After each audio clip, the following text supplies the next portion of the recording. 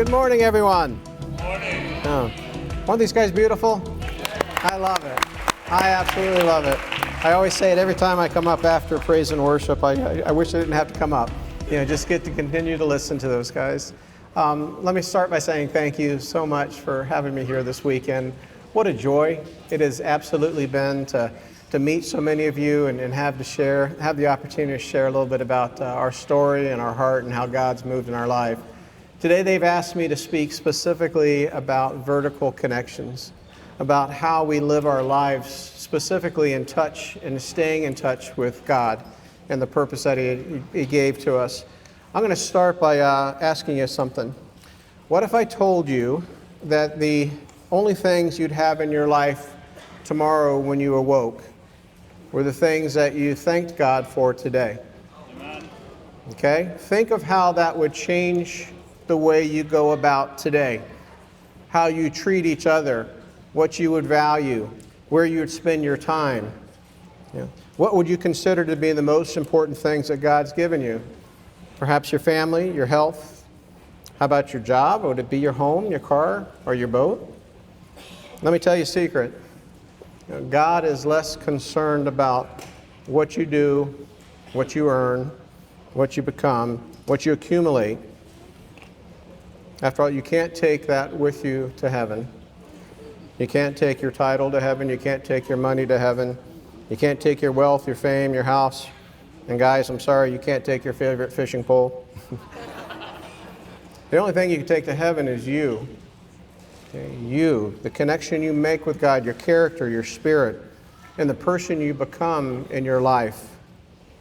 And He wants to know if you become the person that He designed you to be. One of my favorite passages is Jeremiah 1:5. It says, "Before I formed you in the womb, I knew you. Before you were born, I set you apart. I appointed you with a purpose." Think about how powerful that is. Before eons and eons and eons ago, God already loved you so much that He created you the way that you are today. Okay? And let me tell you this, God doesn't make mistakes. Amen. He doesn't make errors. Okay? He doesn't create something that's flawed. And He never creates something at the wrong time. Meaning, you are special. You are special the way that you were created, the way that you are, and where you are today is not by accident. Okay? And always, always, always keep that in your heart and your mind, that you have tremendous value because of the person that made you, and for that reason alone. If you want to know what your purpose is, I always say talk to your Creator. And if you still can't figure it out, refer to the owner's manual. I do contend that we all start off in our life with great intention.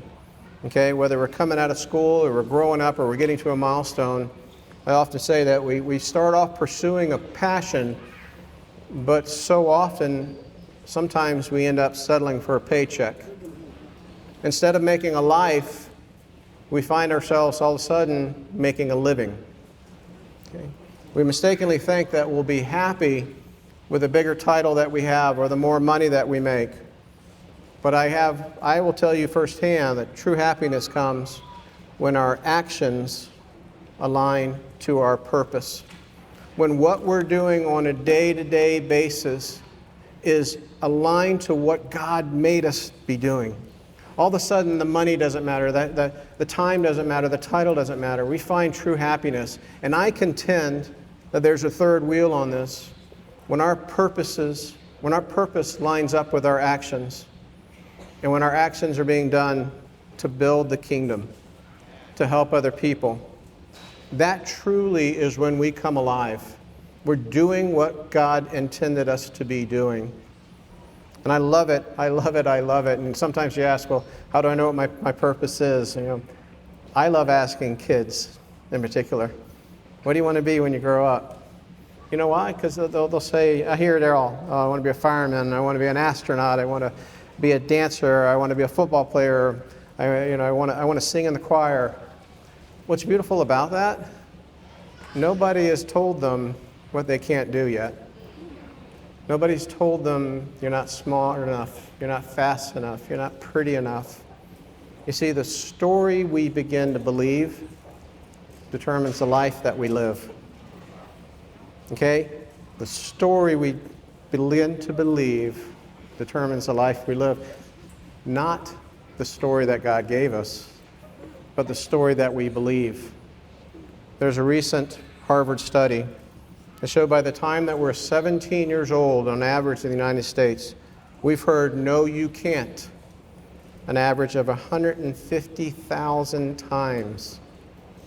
Conversely, we've heard "yes, you can" only 5,000 times.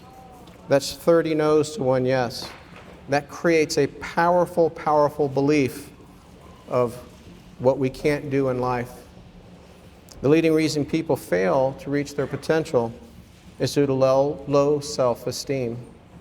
They don't believe in themselves, and they don't believe specifically in the greatness that God intended for them.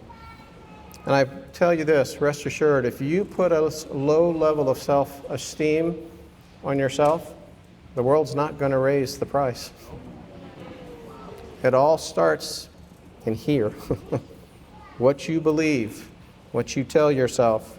No matter what the enemy tells you, your value never diminishes, never can be diminished because of the one who made you. No matter what the enemy tells you, and they will tell you lies. They will tell you over and over and over, especially today, because there's so many ways to get to your heart and to your mind that are from people, and you remind yourself, these are from people who don't love you and don't care about you. Find those who do truly love you, who lift you up and tell you what you can accomplish and how great you can be, at no matter what it is. That's the great irony. It doesn't have to be building an orphanage or a library. It could be being great at touching a life, or being a parent, or influencing others. It's just the fact of being great because God made you that way. What holds us back from pursuing our dreams? Okay. You asked me back in the days, I used to be in healthcare and I ran a big company. And I would challenge myself, am I truly living my passion? And the answer was no. And I would ask myself, and I ask so many people who come and talk to me, what holds you back from it? And it's amazing. I would hear the same excuses that I would give. Oh, well, I've got a great job. I've got a great income. I'm comfortable. We're secure. And back then you'd ask me, well, my dream was to run a restaurant one day, even though I was a healthcare executive. It's crazy, right? 7 or 8 out of 10 restaurants fail. I was 40-something years old in life. My opportunity had already passed. I got 2 kids in school and huge mortgage and everything else. And all these restaurants fail. You hear what's common thread in all of this? It's fear. Fear is a tangible weapon the enemy uses to keep us away from the purpose that we were designed. 2 Timothy 1:7, for God did not give us a spirit of fear, but one of power, love, and self-control. So if God did not give us fear, who did? The enemy. And you know how he uses it? The onset of fear is worry, and the onset of worry is doubt. And that's where he plants the seeds. We start to doubt that we could do something, doubt how great we could be, doubt what even God intended us to be. And if we water that seed, I always use the analogy, you can plant lots of seeds, okay? But the only one that's going to grow is the one that you focus on, the one you put light on, okay? If you focus on the negatives and you focus on the things, your problems and your drawbacks, guess what? That's going to grow and fester in your life and in your mind. If you focus on your strengths and you focus on why God has you here and how much people around you do love you, that grows. And that internal love, it spreads. It goes to everybody else. What you focus on will absolutely grow. Now sometimes we're going down a path, and I do say that one of our biggest enemies is comfort. Okay? Complacency. Complacency is a dangerous, dangerous place to be because you don't want it to change. Okay? Even if you're not happy. You think about how many people go through life unhappy, but they're secure, they've got things. And sometimes something has to happen in your life to wake you up. And I'm just going to tell my story. Everybody's story is different. And mine came from a phone call back in 2004. At the time, I was running a pharmaceutical company. And on my desk, I had a phone. It had two lines. One line was going to my assistant, and one line was a direct line. And only 5 or 6 people knew the direct line. And I'll never forget this Friday. Okay? Phone rang on my direct line, and I picked it up fully intending and expecting to talk to one of those 5 or 6 people. And it wasn't any of them. And I'll never forget this call. It was a lady, and she was crying. And I remember the words she said. She says, Mr. Rivers, Mr. Rivers. She says, I'm so sorry to hear about your daughter. Now, my daughter was a kindergartner at the time. And I said, what's wrong? What happened to Cammie? And she said her tumor. She said her terminal brain tumor. Now, I hung up the phone, and it took me about 20 minutes to get a hold of Monica, my wife. And God used those 20 minutes to make me realize that no matter what my title was, no matter how many people, no matter pharmacists, no matter how many healthcare people worked for us, no matter how much money we had, that wasn't going to fix this problem. You know, that's the definition of a true problem. When you face something in your life that money can't fix, that's a problem. That's a problem. And sometimes I do contend that God brings us to that point to help us realize that He's the only solution. You know, that's that old saying that sometimes you don't realize that all that you need in life is Jesus until all you have left in life is Jesus. And it's not necessarily a bad thing. It's tough, but it's not a bad thing. I got a hold of Monica, and thank God, literally, it wasn't Cameron. But that 20 minutes that he orchestrated changed my life. It moved my heart so much. I remember saying to Monica, we're going to find out who this little girl is. And she said, how are you going to find out? I said, I don't know. And what are we going to do? I don't know, but we're going to find out. Now, I'll tell you this, okay? We found that little girl. She wasn't in Cameron's class. She didn't go to the same school Cameron went to. We didn't go to the same church as their family. We didn't even live in the same neighborhood or the same city. There was no reason that phone call came to my desk that day, but I know this, it wasn't a mistake, okay? Because the words that the lady said were, Mr. Rivers, I'm so sorry to hear about your daughter. And I'll tell you something really kind of freaky. To this day, we don't know who that phone call came from. But that call changed the trajectory of my life completely. We found this beautiful family, and so, you know, I laugh at what we were doing. We thought we'd give them drugs and health care and things like that, and then one day, about 2 or 3 weeks into it, I realized they don't need more nursing, they don't need more care, they need money, what they're going through. So I picked up the phone and I called the husband, and his name was John, and I said, John, let me write you a check. And he said, absolutely not. Won't have anything to do with it. And we went back and forth, and I said, okay, if you change your mind, let me know. And I hung up the phone, and this was one of the first times I really felt a push from God. And the push was very simple. Don't give up. Just trust me. And I picked up the phone, I dialed it, called him back. I didn't know what I was going to say. And I was making it up on the spot. I said, hey, John, it's me again. He said, yeah, I know, I just told you no. And I said, I was making up stuff. I said, hey, I like to barbecue. You know, I got a little smoker in my backyard. Why don't we do a fundraiser for little Megan, was her name, at your church. We'll do whenever you want to. You invite anybody you want. You know, I'll put some pork butts on there, and we'll do some pulled pork and some stuff like that. And, you know, I can cook for at least 20 people or something like that. Calls his wife, calls him back, and says, okay, but it needs to be 10 days from now because little Megan's going to go into chemo. I said, no worries. You know, just give me a couple 48 hours in advance. We'll get it done.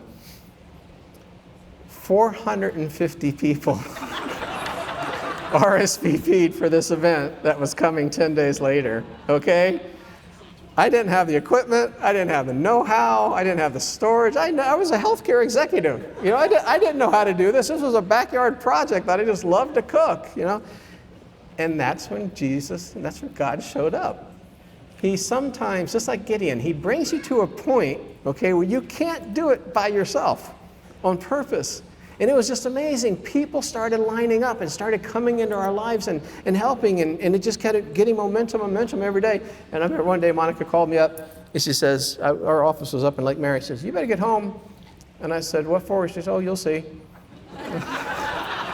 So I raced down I-4, and I remember trying to pull into our driveway, and the son of a gun, you ever seen those huge smokers that are on a big trailer, you know, the big barrels? There was one from here to the fan over there in our driveway, blocking the whole driveway, and it had a yellow sticky on it.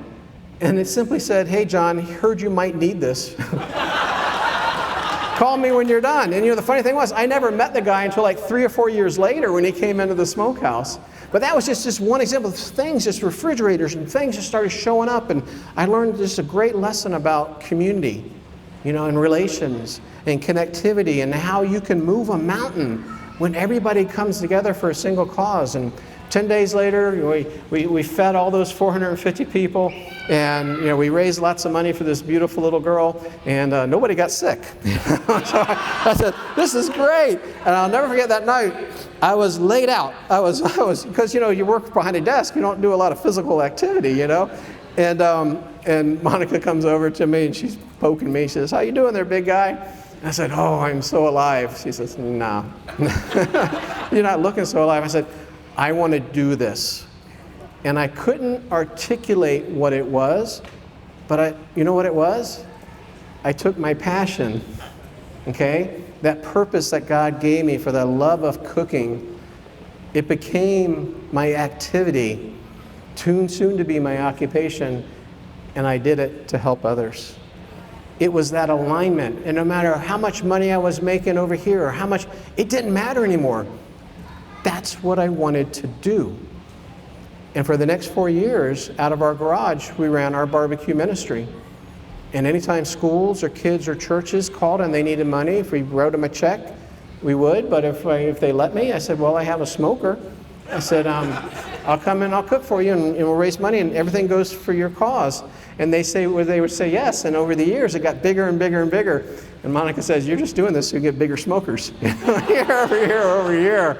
That, in between those 4 years, the disparity of who I was Monday through Friday at work and who I was on Saturday and Sunday in ministry became so vast, I couldn't live with a lie. I could not live because I loved doing this. And I felt like I was cheating the very company that I helped build. And so I retired. I resigned. And Monica asked me the same question my boss did at the time. "What are you going to do?" And this was an important part. I said, "I don't know." The same thing that I said when Monica asked what we're going to do for that little girl. I don't know. But I knew I had to step into this. And there's some lessons in that. Sometimes God's not going to tell us all the details. He's just going to give us the prompt. He's going to put it on our heart. Our job is to say yes. And I do contend He blesses us and protects us by not telling us all the details. Because had I known the perils and the challenges that lied ahead in opening a restaurant in 2009, I would have cowered. I would have said no. He loved me so much, He didn't tell me that. Our job is to say yes and step into it.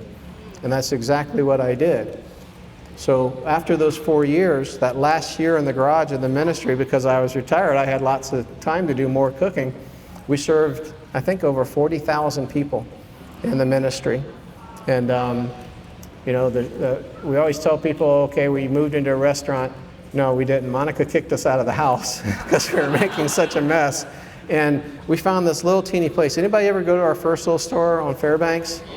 Oh, God bless you. You parked in one of 11 parking spots, you know, that we had. Do you know that wasn't supposed to be a restaurant? That was supposed to be a commissary that we were going to run the ministry out of. And people started lining up, and all of a sudden it became a restaurant. And I looked at this little teeny place. Now, this is an important part of the journey. I looked at this little, it's only, 1,150 square feet. It was a Just Breaks. And I built pharmacies all over the country. I launched drugs all over the world. How hard could it be to convert this little teeny place into a restaurant, right? Oh, my Lord. Let me tell you this. When you step into your calling, okay, into what God intended you to be doing, you will wake up the enemy. He does not want you there. You know why? Because you are going to make an impact on the kingdom when you start doing what God built you to be doing.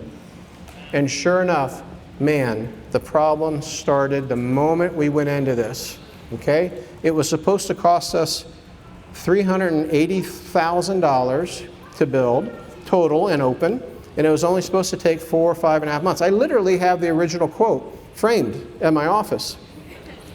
6.5 months into the project, over $500,000 of our family capital put into it, okay? The market, does anybody remember what happened in 2009? I try to block it out. This is a permanent scar, okay? My contractor walks off the job, leaves me hanging completely, okay? Says there's no way that he can finish it for what we want, okay? And the market dropped so much, all the money that we had in savings and mutuals and investments was down like 60-70% like the rest of the country. We built this great big beautiful house and we didn't like a lot of depth, so we put cash and capital into it. We were upside down in that, okay? After 20 years of building a career to become a CEO and be able to retire from it, all of a sudden we found ourselves 60 days away from running out of cash. And you ask the question, God, hello, I stepped into doing what you asked me to do. Why is this happening? And that's the second piece of it, is perseverance. Follow your passion, but boy, you better be ready to fight. It's going to be, Jesus never promised it would be easy. Matter of fact, he told us the opposite. And I do contend this. You know, when we run into challenges, you know, it's natural for us to ask, God, why are you doing this to me?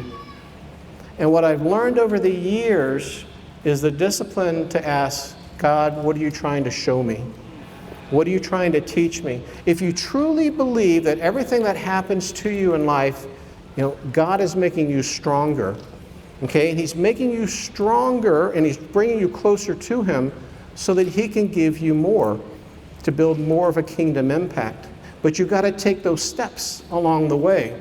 And sometimes those little challenges, you think about your life, you know, one of the hardest challenges and one of the hardest seasons you ever went through. Well, look at where you're at. You made it.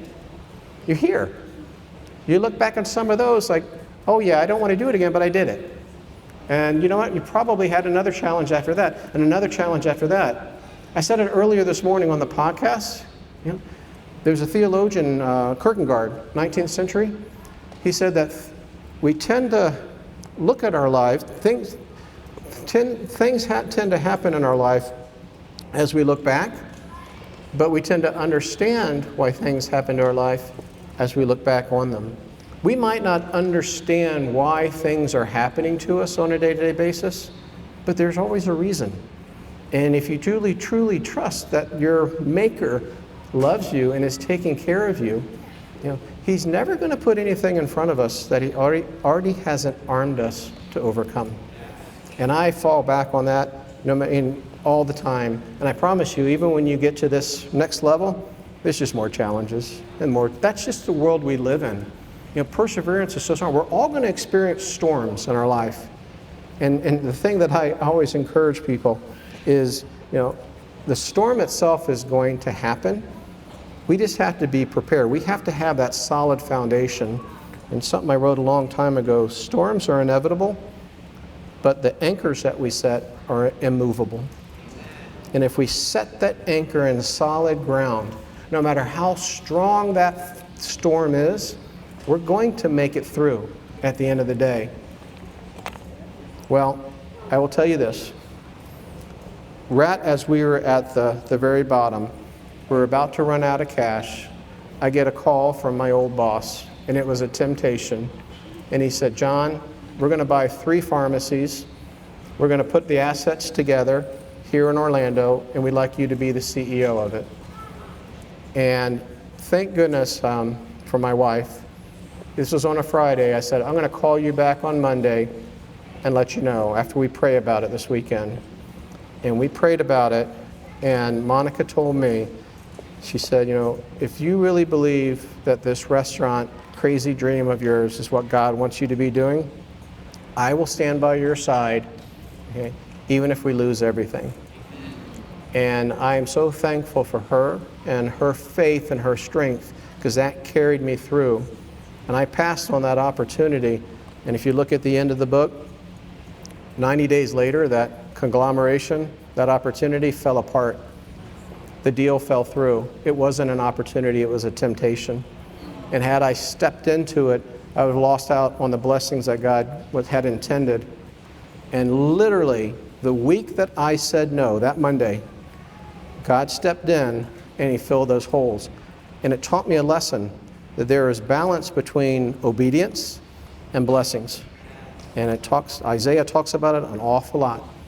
You're going to be tested, and as you obey, the blessings will come, but you have to obey. First, I got 2 phone calls, okay?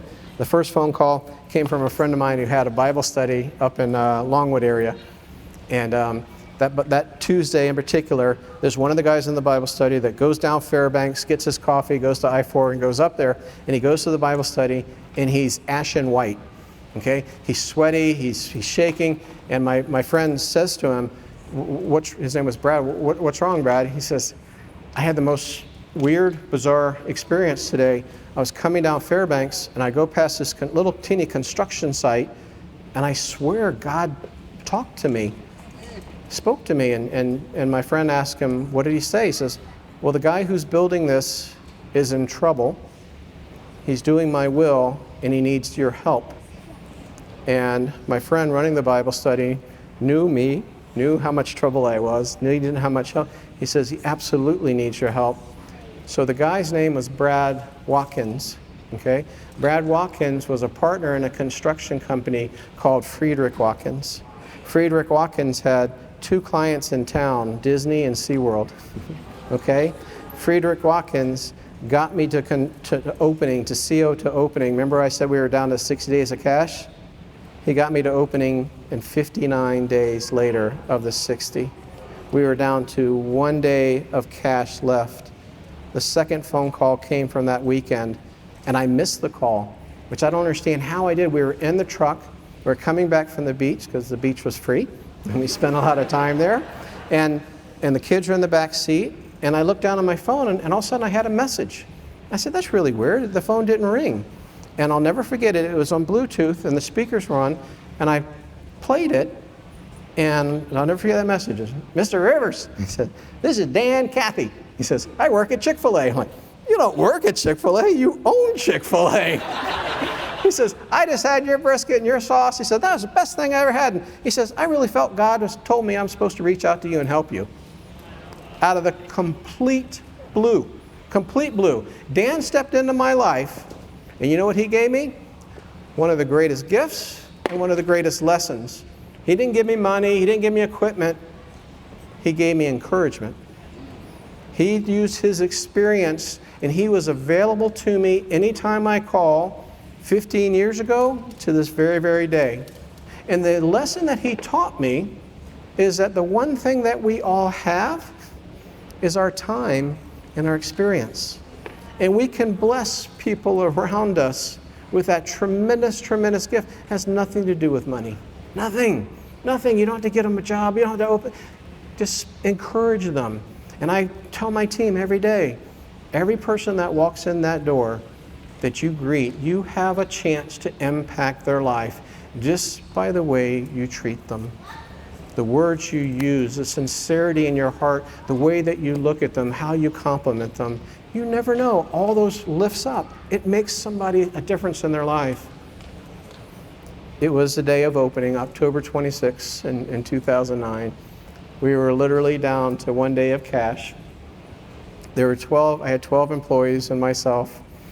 We didn't have any money to advertise. We didn't have any money to promote. We couldn't do anything fancy whatsoever.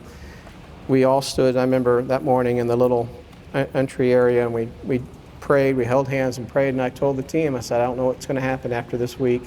I can't promise that we'll even have enough money to go forward, but God got us here, and we're just going to trust He's going to carry it. And we unlocked the doors at 11 o'clock that morning, and that's when it began. People started coming in. At first it was our friends who knew the challenges that we were facing, and then it was all these people that we served in the ministry those 4 years came back to support us. And after that, it was people, I didn't know who they were. They just started coming in in droves. We were supposed to do, I think, like a $300, Dan told me we would do per day in sales. We averaged $3,500 a day that first year. God continued to pour into our business over and over. And to this day, I'm convinced, now that we have 30 some odd units, we're blessed because we keep that ministry that we started off in the center of our business. And as long as we continue to keep God in our business and we build a business around Him, we don't try to force it in, then God will continue to lead us and to bless us. Let me leave you with this. One of my very favorite sayings, paraphrase an author named Marianne Williamson. Our deepest fear is not that we are inadequate.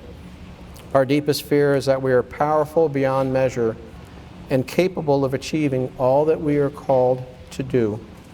It is our light, not our darkness, that frightens us the most.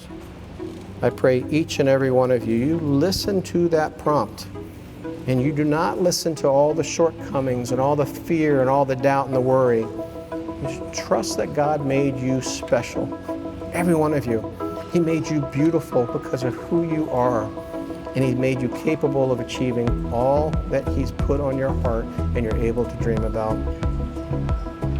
All right. Thank you, guys. God bless you.